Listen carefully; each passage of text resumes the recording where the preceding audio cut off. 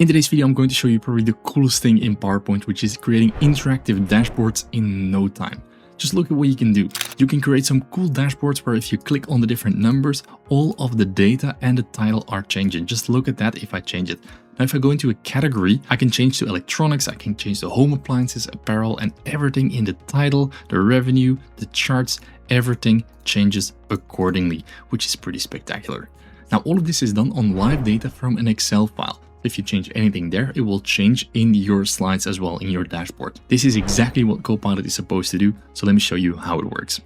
Okay, so if we go to the Copilot icon and we open up the Copilot tab, what we can now do is we can attach our document. So I'm going to add a document, and that's going to be an Excel file of product sales. So just to give you an idea, this is what the Excel file looks like.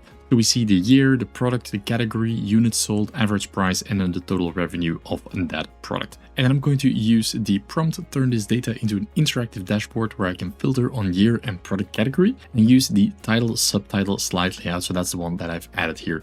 And I'm going to run it and we'll see what it actually comes up with. And we can see it's looking at the details, it's taking a look at the sales data, so it's analyzing it, and now it is building that interactive dashboard that we want to use on our slide. And just look at what it's coming up with. So we can see that on the other side here. I'll just turn that on the other side. So what we can see is that it has generated these dashboards on different slides. So you see all the combinations with the year and the different appliances. So we can see those combinations. Hopefully they are interlinked. So let's put it on preview mode, which means if we now hover over it and we click on electronics, that we can see that everything nicely adapts to that year. So just look at how amazing that is and how all the data, I'll put it on full screen, how all the data just shifts around.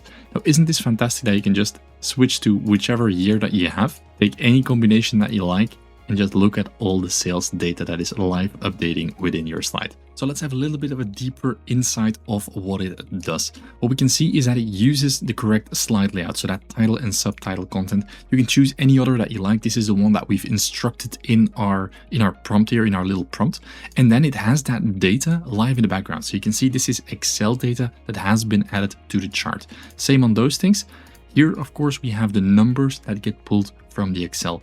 And then we have the layouts that are being used right here. So that's what makes it very powerful, I think, and how you can easily use it. And just look, it's on brand with your slides. That's what makes it so cool.